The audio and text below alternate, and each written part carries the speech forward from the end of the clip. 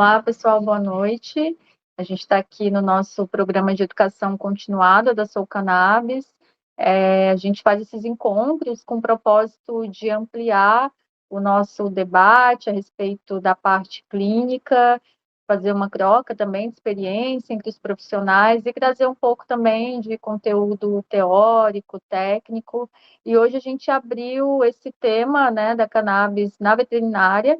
A gente tem aqui nossas convidadas, que é a Samiliane Guimarães, que é médica veterinária integrativa, prescritora de cannabis. Depois ela vai se apresentar também, falar um pouquinho da trajetória dela. E a Thaís Sgubi, que é médica veterinária especialista em oncologia, né? Ambas são aí parceiras da Sou Cannabis.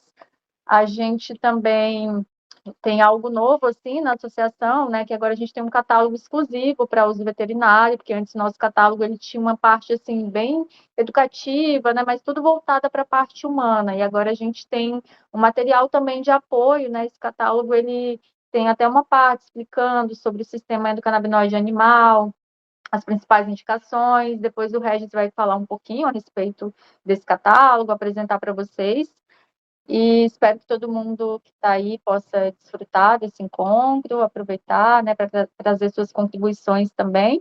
Então, a gente vai começar com a Samiliane, e depois a gente segue com a Thaís, com o Regis, e depois a gente abre para perguntas.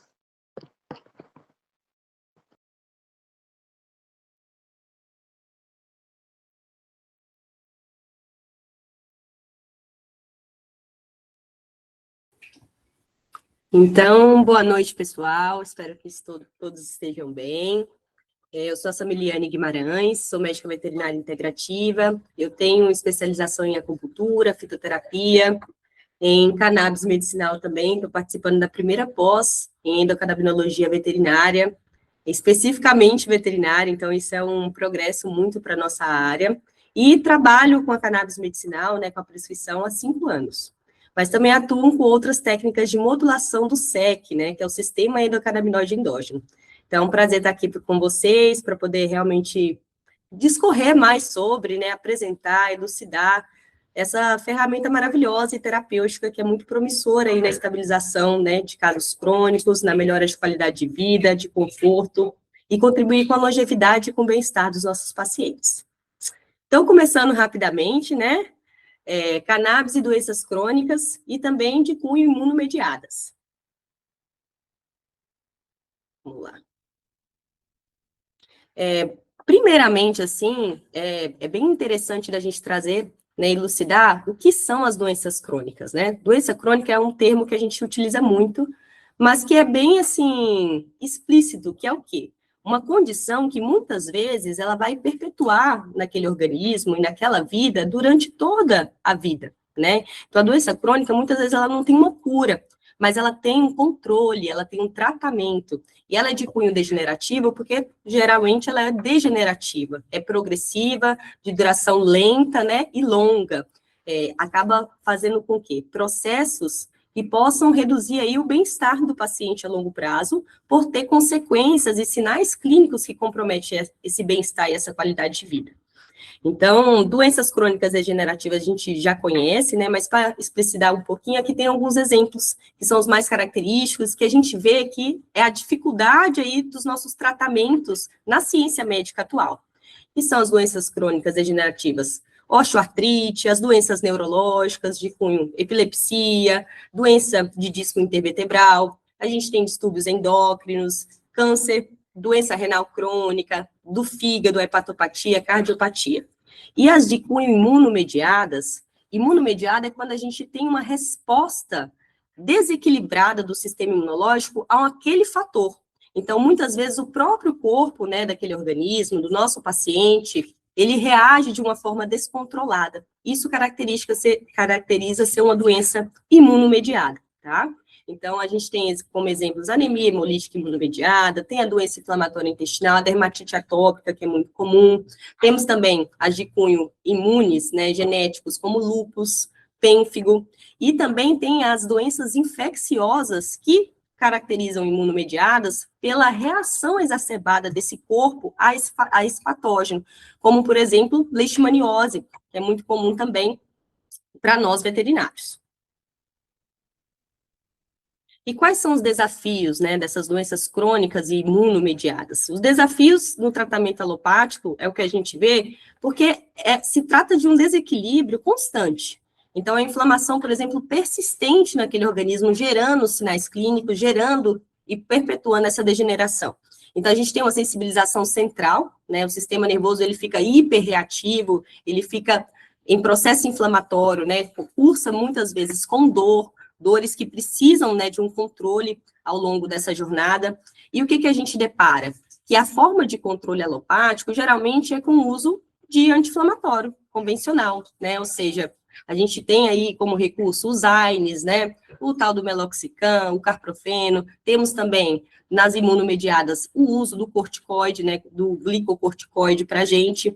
E o que isso culmina, né? A questão é que o efeito de tratar uma doença inflamatória crônica, por exemplo, com os alopáticos convencionais, a gente tem um efeito adverso cumulativo. Então, muitas vezes a gente consegue controlar aquela doença, aquele sinal clínico, mas a gente tem muito efeito colateral dessas terapias a longo prazo e de forma contínua. Então, a gente acaba deleterando aí órgãos, né, funcionamento de órgãos sistêmicos mesmo, como o rim, como o fígado, né, gerando gastrite, desequilíbrio gastrointestinal. Então, esse é o desafio de lidar com a doença crônica de forma somente alopática. E muitas vezes, com a terapia para controle, a gente acaba diminuindo o tempo e diminuindo a qualidade de vida do nosso paciente, né, com essa abordagem totalmente alopata. Então, a cannabis medicinal, né, que a gente vai entrar nesse termo, ela entra como um recurso terapêutico para a gente poder estabilizar, né, essas inflamações, essa resposta exacerbada, e, ao mesmo tempo, contribuir com a longevidade e com mais do que isso, né, porque não adianta ter só uma longevidade, a gente precisa ter uma qualidade de vida mesmo, né. Então, a gente precisa agora, né, e essa nova era da medicina, de enxergar esse poder mesmo terapêutico de abordagens multimodais, né, abordagens multimodais que são mais seguras a longo prazo e, ao mesmo tempo, que contribui aí com a autorregulação endógena do corpo. Por isso que tem, né, fazendo de uma forma terapêutica e com conhecimento, a gente consegue não ter efeitos colaterais a longo prazo deletérios. Então, antes de falar mesmo sobre a cannabis medicinal, a gente precisa definir e entender sobre o SEC, né? Passando brevemente para vocês, o sistema endocannabinoide, né, é um sistema pouco conhecido, ele é pouco difundido e não é explicado na faculdade para nós. A gente tem que correr atrás desse assunto aí após, né, a nossa formação. Mas deveria ser, e a gente está aqui para isso, para que as faculdades possam explicar sobre esse SEC, né? Então, qual é esse famoso sistema endocannabinoide? É um sistema fisiológico igual a todos os outros, igual o sistema renal, o sistema cardiológico, né, o sistema neurológico, é um sistema. E ele é presente em todos os mamíferos, tá? E ele atua no quê? Na manutenção aí da homeostase do corpo. Então, ele é composto principalmente pelo quê? Por receptores, tá? E no caso, por exemplo, a gente tem uma maior concentração de receptores CB1 no sistema nervoso central. Então, ele é composto também por exemplo, o CB2, ele é mais, os receptores CB2, eles são mais concentrados aí no sistema imune, no sistema periférico, tá? E é composto também, por exemplo, de endocannabinoides endógenos que são produzidos pelo próprio organismo, sob demanda. O exemplo dos mais comuns aqui, no caso, é o 2-AG, né? E também a anandamida, tá? E essas enzimas também que regulam a síntese e a degradação, né, dos dois, tá? Então, na prática clínica, ele funciona como um modulador, tá? Então, ele modula a resposta do corpo em relação a esses fatores, né? Em relação a essa inflamação e esse desequilíbrio crônico. Então, a gente tem, por exemplo, um fator de modulação de dor, é um potencial para diminuir inflamação exacerbada, ele ajuda na estabilidade, né, do sistema imunológico, na neuroproteção. E, então, é muito relevante aí para a gente em doenças crônicas degenerativas, no qual a gente tem um desequilíbrio, né, e uma sensibilização central nesses fatores, tá? Então, o que funciona? Eu caracterizo o SEC como um sistema aí funcional que ele é conector dos outros sistemas. Então, é uma via de sinalização de todos os outros sistemas do corpo. É uma via de integração que promove aí a homeostase, né, a comunicação entre os sistemas orgânicos do corpo. Então, a cannabis, como ela atua? Ela atua porque nós, né, os mamíferos, a gente já tem os receptores endocannabinoides. Então, quando a gente trata, né, com fitoterápico cannabis medicinal, o que acontece? Acontece aí uma regulação, um acionamento, ou até, né, um fator de agonista ou antagonista dos receptores do nosso próprio corpo. Então, é uma autorregulação endógena que a gente proporciona. Não é só uma supressão de sinal clínico, né? Uma diminuição abrupta, por exemplo, de uma inflamação, de uma dor, mas é uma regulação em que o próprio corpo vai ter um suporte para conseguir se autorregular e se estabilizar perante esses fatores, tá? Então, assim, caracterizando para vocês, né, como que a cannabis atua, por exemplo, nas doenças crônicas e doenças imunes? Dessa forma, acionando os próprios receptores do corpo e modulando essa resposta. Então, assim, existem diversos fitocannabinoides, né? Os principais, e o que a gente mais conversa e o que mais escuta sobre, que mais também tem literatura científica na descrição, é principalmente CBD e THC. Sendo que o CBD, por exemplo, né, ele é capaz de reduzir a liberação de citocinas inflamatórias, ele modula aí a dor neuropática, ele reduz a sensibilização central, ele atua como coadjuvante anti-inflamatório. Então, essa característica do CBD, né, dessa molécula, quando a gente seleciona para a terapêutica, é essa. Outra molécula muito importante também é o THC. Ele vai atuar aí como um analgésico central, via receptores CB1, principalmente, modula a dor neuropática e inflamatória, promove relaxamento muscular. Essa molécula aqui, que é a mais poderosa, né, que a gente trabalha bastante para estimular o apetite em pacientes caquéticos ou pacientes que cursam, né, com náusea, com êmese, né? Então, essa molécula é bem preciosa para isso. Também potencializada para analgesia, o THC é muito, muito importante. E ele é capaz de potencializar esse efeito analgésico, principalmente quando associado ao CBD. E o que é importante da gente saber disso? Que existe o efeito entourage. Então, por isso que é muito importante a gente entender da onde vem o nosso produto, qual molécula a gente vai querer selecionar a partir daquele quadro, né? Então, tem vários fatores que são importantes que determinam a escolha, por exemplo, do ratio, né? Do princípio que eu quero naquele frasco. Porque eu preciso aí de entender o que o meu paciente mais precisa e qual a proporção e concentração disso a longo prazo, tá? Então, acaba que todas as indicações, né, dos fitocomplexos no geral, envolvem a dor crônica refratária, pacientes, por exemplo, idosos, né, que já têm uma polifarmácia em casa, já toma muitas medicações, pacientes que são intolerantes e que não podem, por exemplo, com anti-inflamatórios convencionais, mas é muito precioso, né, o que essa autorregulação induz no nosso tratamento terapêutico. Por quê? Porque com um remédio, a gente muitas vezes é capaz de modular a base realmente do distúrbio, e não só mascarar o sinal clínico, a gente é capaz também de diminuir, por exemplo, em torno de 3 medicações, ou até minimizar a dose de alopáticos a longo prazo, por potencializar esse efeito. Então, a gente pode diminuir, por exemplo, o resgate com analgésicos, com o próprio anti-inflamatório convencional, com o estimulante de apetite, que é muito comum na nossa clínica, né? E até, por exemplo, da ondansetrona, do Vonal, que são os controles aí de EMES e de náusea a longo prazo. Então, é muito importante e muito interessante ver, né, que esse remédio, né, que a gente trabalha, ele é capaz de diminuir essa polifarmácia, principalmente em pacientes debilitados, pacientes também idosos, né, que estão em cuidados, por exemplo, paliativos e que lidam com essa realidade da doença crônica.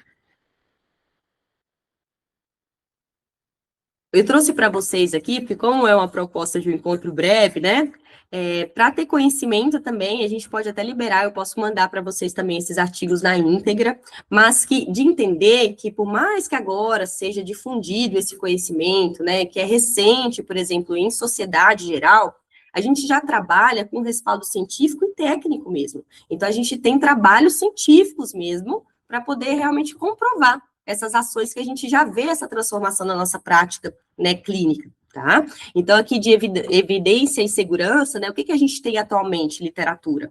Nós temos muitos artigos, eu coloquei aqui para vocês 4 que são bem interessantes, assim, que é o efeito na osteoartrite, por exemplo, na cascata, né, de redução aí da inflamação e da dor, né, que a cannabis consegue controlar e consegue estabilizar, tá? O que é interessante também? Que a terapêutica, né, por ter esse efeito de estabilização endógena, a gente tem uma boa tolerabilidade boa. Então, diferente de anti-inflamatórios convencionais, que a gente não pode passar da dose, porque senão a lesão renal é bem eminente, por exemplo, né, no caso dos AINES, o óleo medicinal, ele tem uma margem grande para a gente trabalhar, e é isso que a gente vai pontuar um pouquinho em relação à dose. Então, por isso que cada paciente é único e depende muito de qual o grau que aquele SEC, que aquele sistema está de desequilíbrio. Então, a gente sempre começa aí numa prescrição com uma dosagem mínima terapêutica, vamos acompanhando, né, de forma gradual, aumentando de forma gradual, para entender qual a dose efetiva para mantê-lo bem, para diminuir os sinais clínicos e qual a dose efetiva foi suficiente para aquele paciente. Sempre lidando aí com a dose mínima de ação, mas também com a dose teto. E a dose teto do óleo medicinal é muito, muito alta. E nesses estudos a gente consegue entender melhor sobre isso. E por isso que é muito seguro aí a longo prazo. Então, tem um perfil de segurança favorável em relação a outros tipos, né, de tratamentos. Além disso, também, muito conhecido e bem relevante, principalmente na minha conduta, assim, são estudos de epilepsia. Então, a gente consegue trabalhar muito em casos de epilepsias refratárias mesmo. Para mim, chega muito paciente que, às vezes, está tomando 3, 4 anticonvulsivantes e, mesmo assim, tem crises, né, a cada 3 dias, tem crises semanais. E a gente sabe que a crise convulsiva, ela realmente machuca, vamos dizer assim, né? Ela tem um pouco de corroborar, e com a inflamação cerebral, com uma lesão a mais, uma piora até, né, do estado do paciente. E, ao mesmo tempo, a gente já tem estudos comprovando a eficácia aí da terapêutica para um efeito anticonvulsível, para um efeito também neuroprotetor, e também esse efeito, né, anti-inflamatório intrínseco do sistema nervoso central, tá? Então, é bem interessante, e ver na prática também, que quando a gente entra com a regulação realmente endógena do corpo, a gente consegue, com o tempo, ir diminuindo a dose dos anticonvulsivantes.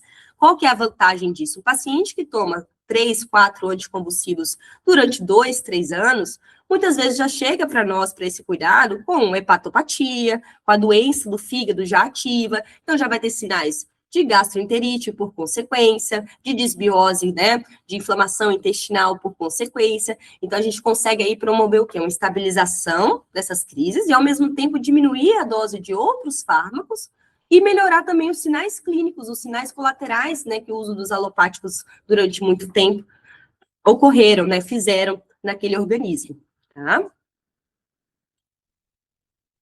E esse artigo eu quis trazer para vocês também, porque eu achei muito, muito interessante quando eu vi, que foi um dos artigos, o que eu vi realmente em relação à evidência, mas em relação à segurança. É muito interessante, por quê? Porque nesse artigo, ele fez aqui um teste de tolerabilidade para gatos, tá? Então, teve um grupo N aí, realmente, para acompanhamento, é um artigo robusto nesse sentido. E o que eles constataram?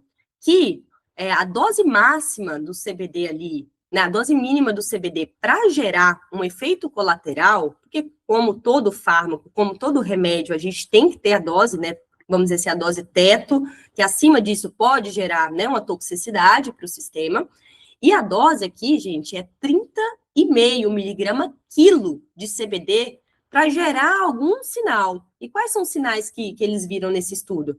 Os possíveis efeitos indesejados são os efeitos da nossa rotina, que pode ter uma sonolência, que geralmente é dose dependência, ou seja, se deu a sonolência, a gente diminui a dose, diminui a quantidade, dentro de 3, 5 horas já normalizou, tá tudo certo, tá?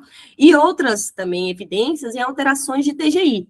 Então, tem paciente que às vezes é um pouco mais sensível, pode apresentar um certo amolecimento de fezes, ou até um vômito, em relação a doses muito altas, tá?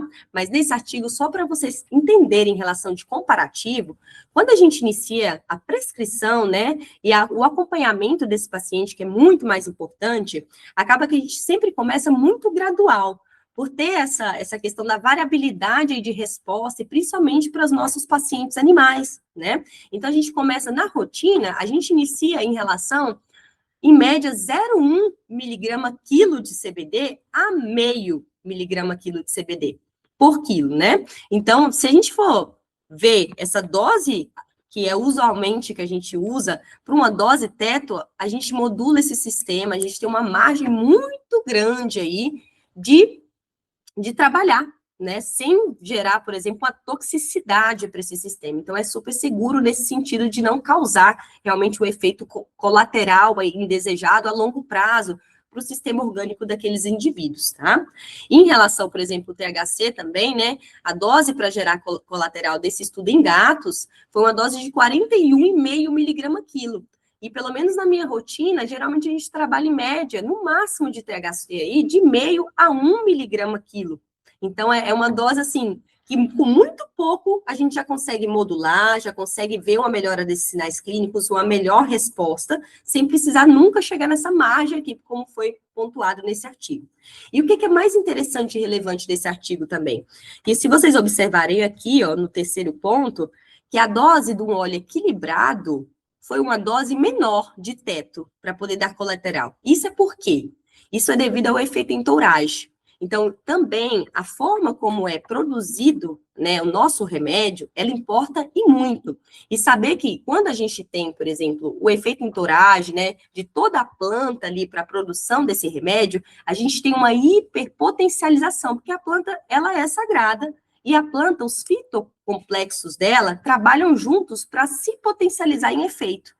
Então, a gente precisa de uma menor dose quando tem um óleo full espectro associado do que óleos isolados, como, por exemplo, dos óleos de farmácia, que é o CBD purão, que tem só uma molécula ali ativa.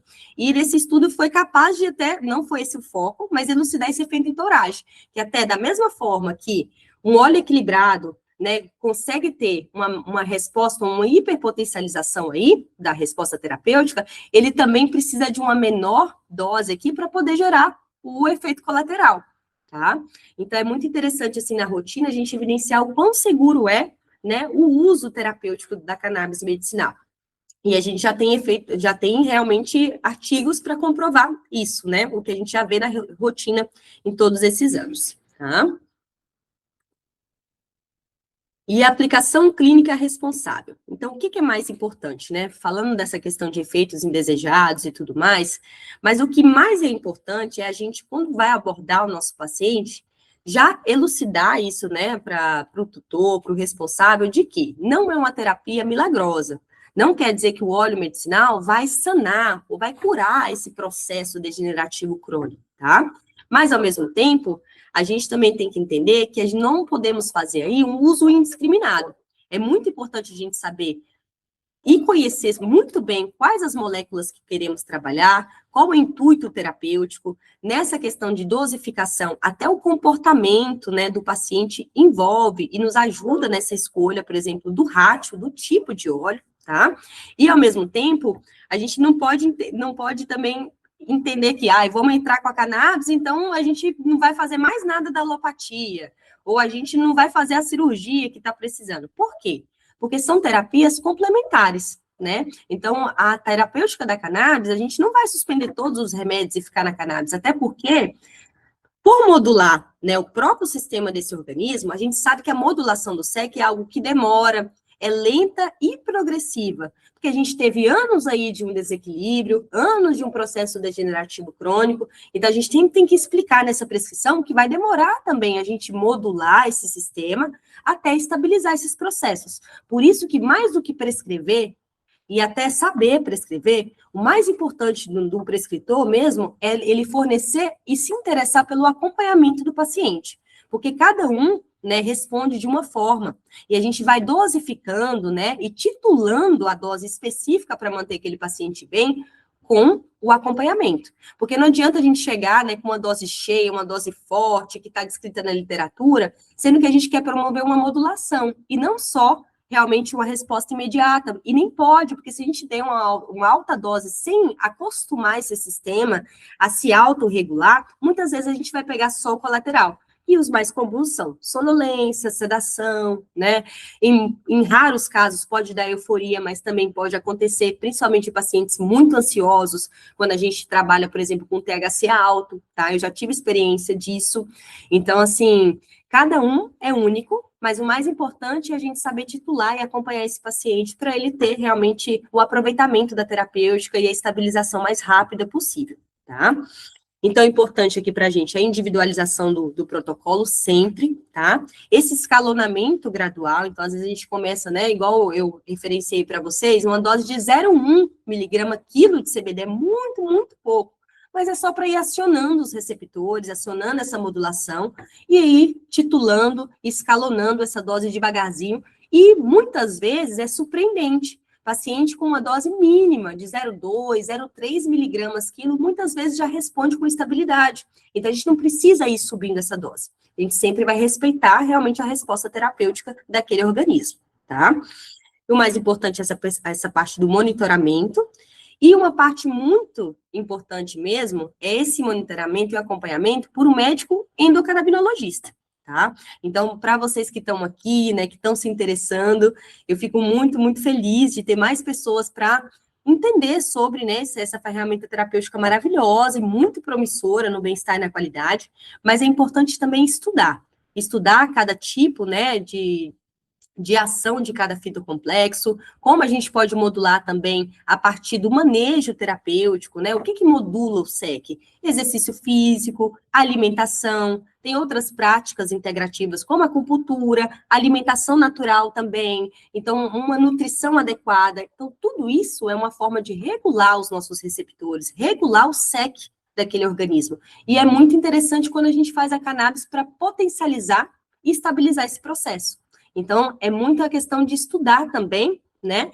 E não ter, por exemplo, a gente evitar essa questão de, eu entendi sobre, então já vou passar esse óleo para todos. Não, a gente precisa realmente estudar, porque como é uma terapêutica nova, né? A gente tem que entender sobre como é esse mecanismo de ação em cada sistema, né? E saber também identificar aí o que o meu paciente vai se beneficiar mais a primeiro momento para essa estabilidade, tá?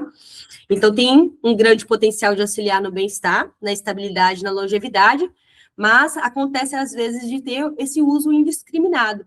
E muitas vezes é porque as pessoas não entendem que a planta em si, ela é complexa, maravilhosa, mas complexa, e a gente consegue dosificar qual o ponto de equilíbrio para entender qual tipo de modulação o paciente precisa. E, para isso, precisa de uma dedicação.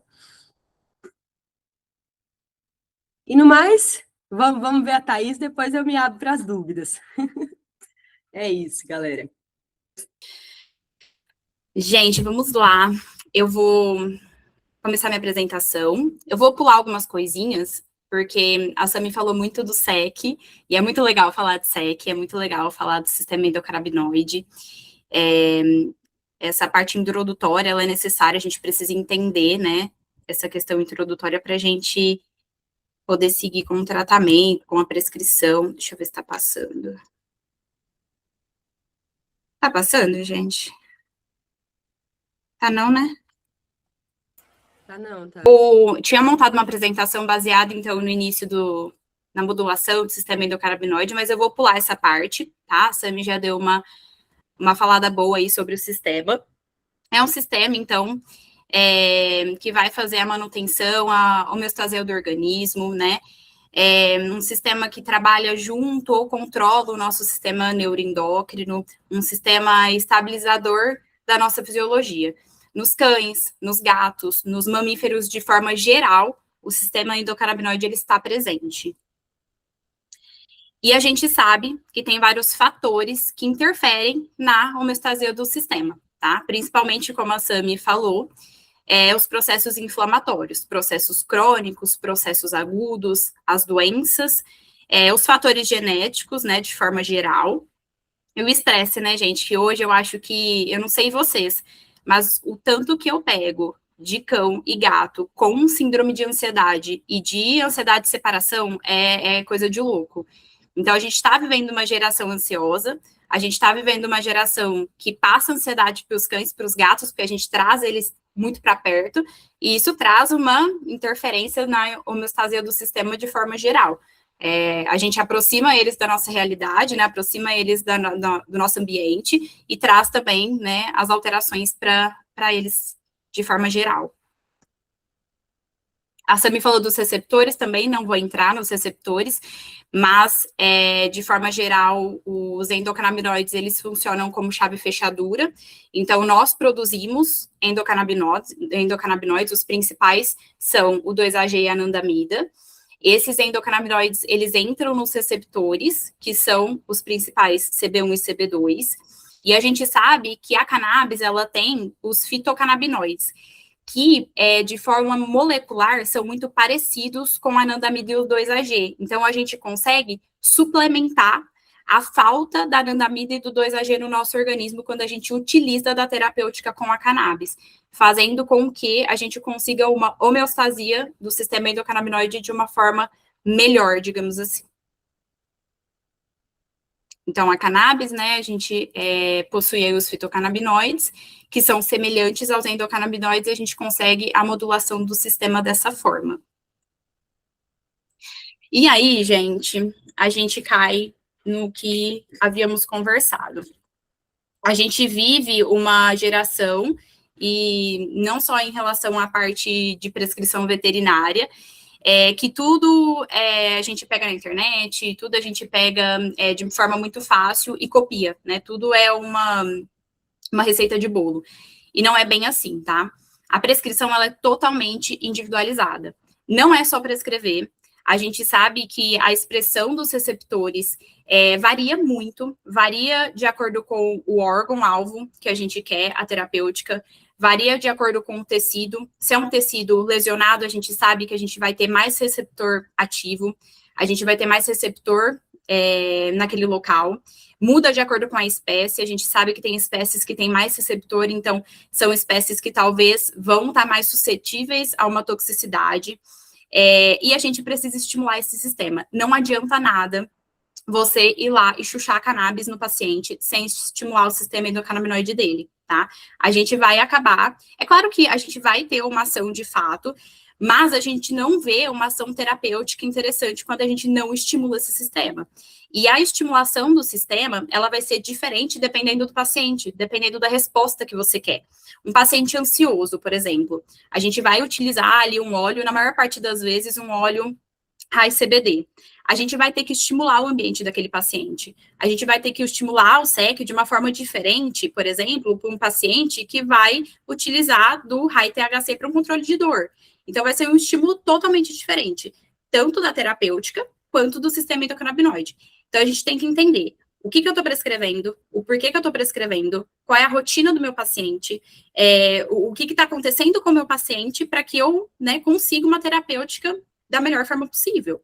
Então, a gente precisa estudar muito o caso clínico do paciente.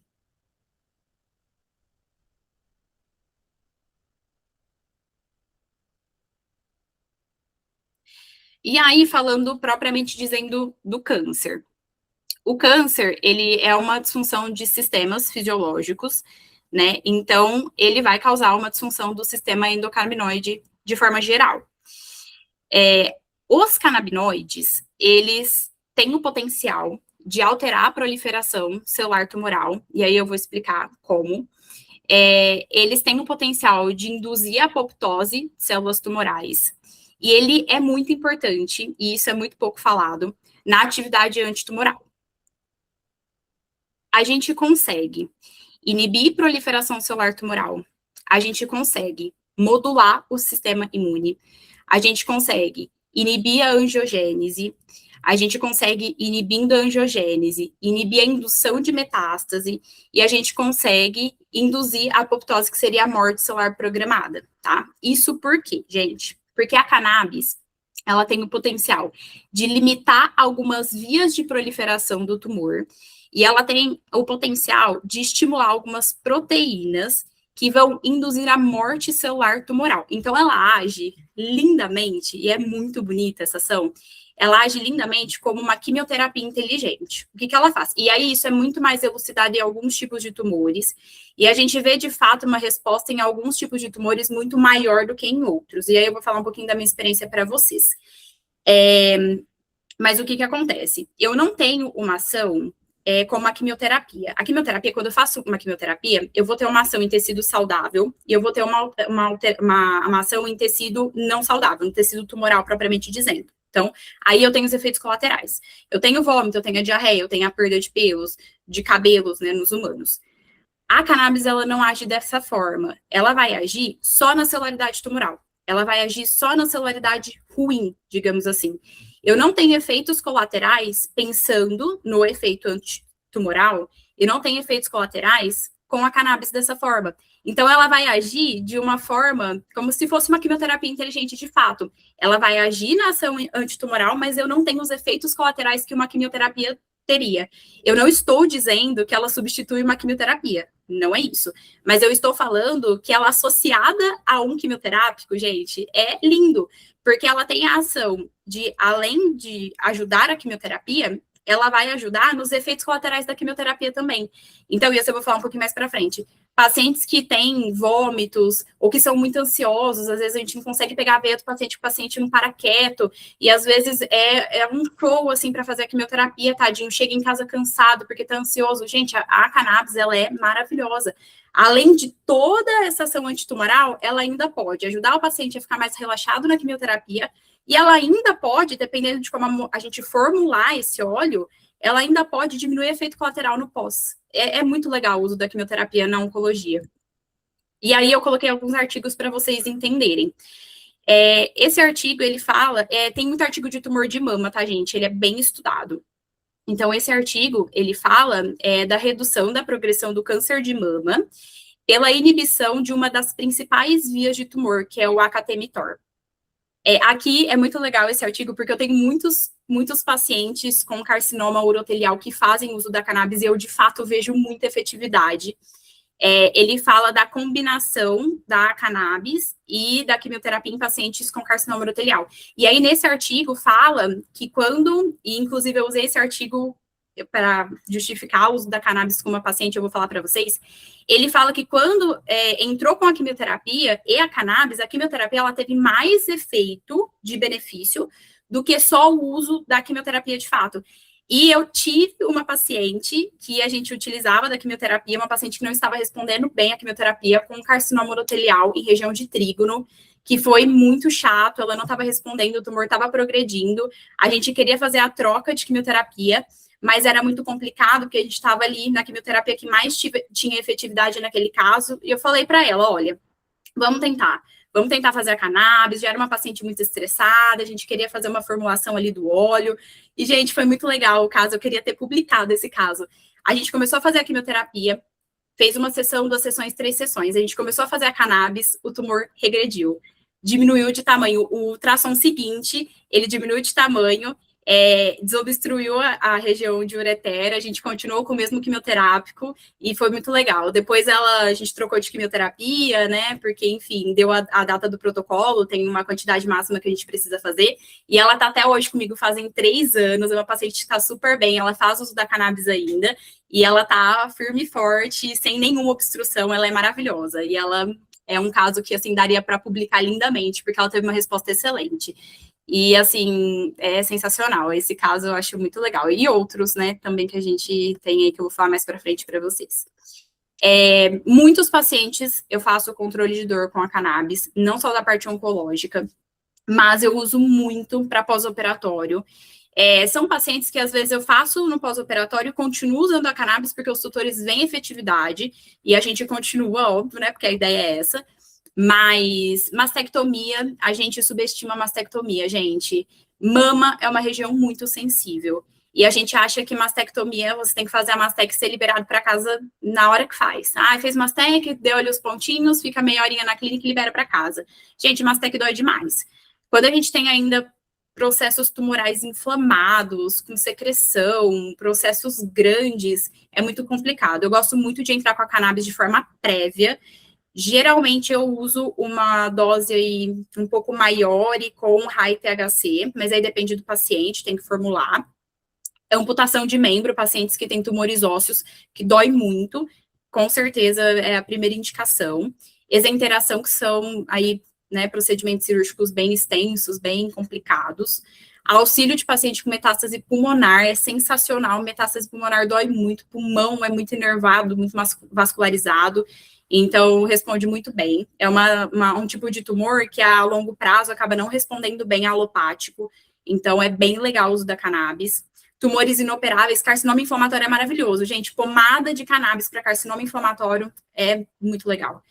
E sistema nervoso central eu uso muito, tanto para controle de dor, quanto para controle de sinal clínico. E aí, uma coisa que eu acho bem legal é que, dependendo de como você formula o óleo, eu gosto de usar 2 óleos. Por quê? Às vezes eu tenho paciente que tem alteração de comportamento e também tem alteração dolorosa. Então, às vezes, a gente não consegue usar um óleo equilibrado, porque às vezes não tem uma resposta tão efetiva.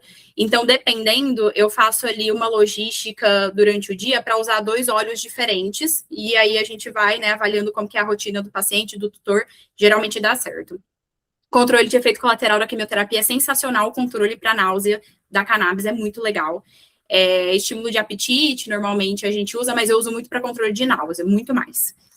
E eu pus um artigo aqui bem legal, que eram adultos que não estavam respondendo bem ao controle antiemético, faziam quimioterapia, e o potencial da cannabis como antiemético é muito maior do que o potencial dos alopáticos. E de fato gente. Faz serênia, faz ondansetrona, faz o que for. Não responde igual a cannabis, não adianta. Redução da ansiedade. Né, a cannabis ela tem um potencial para modular o humor, que é muito bacana. Eu tive uma paciente que foi expulsa da creche, porque ninguém aguentava ela na creche, e a doutora veio para mim e falou, Thaís, pelo amor de Deus, eu não aguento mais. Ela era ansiosíssima, e ela voltou para a creche. Eu até coloquei no meu Instagram uns dias atrás, falei, consegui colocar ela na creche de novo, foi muito legal, a doutora ficou super feliz. Tem, Távila. Eles amam. E ela amava a creche. Eu fiquei super chateada com a tutora. Thaís, eu não consigo, ninguém suporta ela lá. E aí ela conseguiu voltar para a creche. Eu fiquei super animada. A tutora também amou. Aí eu coloquei esse artigo, gente. Como eu falei, tem muito artigo de tumor de mama. É um tumor muito estudado.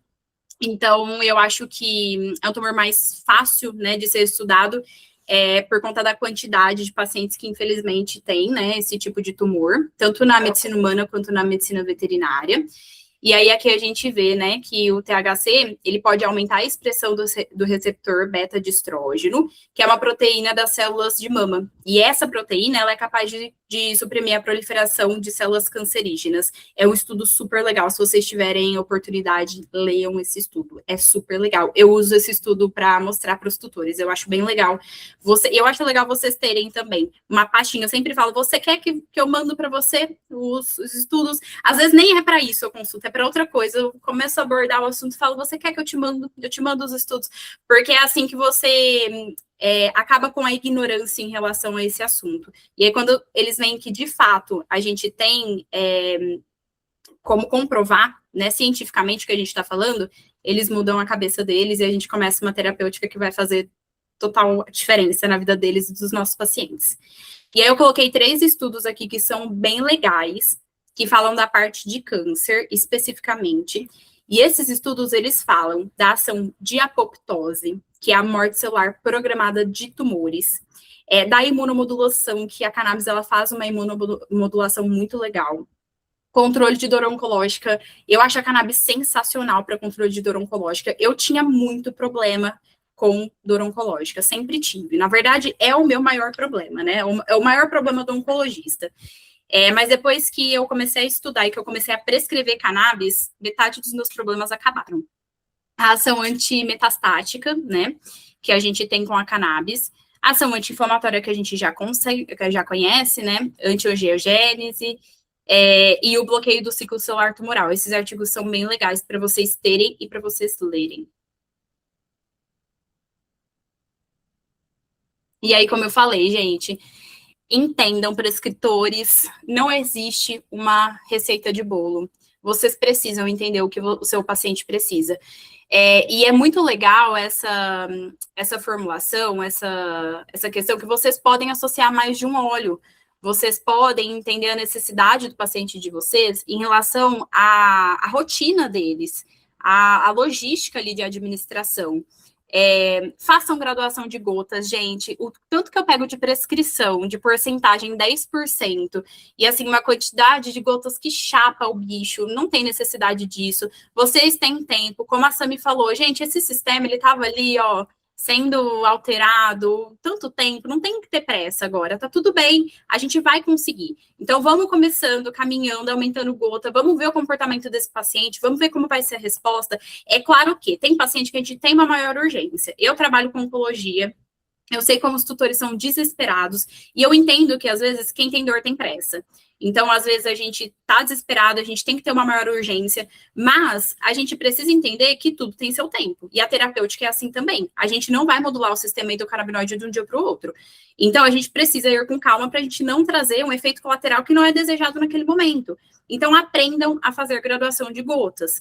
Sabe, às vezes muda a gota de um dia para o outro, não faz uma graduação tão lenta, mas façam graduação de gotas. É muito legal e vocês vão ver o benefício de fato, porque às vezes quando a gente aumenta a gota de uma hora para outra, vocês nem veem benefício, você só vê efeito colateral. Aí o tutor fica bravo, porque só vê efeito colateral, vocês não conseguem ver efeito de benefício para a terapêutica, vocês perdem um aliado que é maravilhoso, a cannabis é maravilhosa, vocês perdem ali uma medicação que vocês podem usar para a vida inteira, e não tem porquê, né?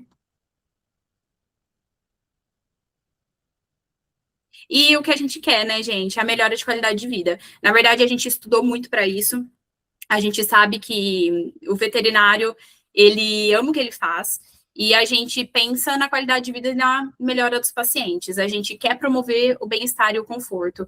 Então, a cannabis, ela é uma aliada sensacional para isso. Fiquem tranquilos, vocês não vão se arrepender de prescrever, de entender sobre a planta e de estudar sobre ela, né? Porque a gente precisa também ter um pouquinho de tirar o nosso tempinho ali, entender um pouco sobre o que a gente está prescrevendo também, o que a gente está fazendo, mas ela é sensacional, então não percam tempo.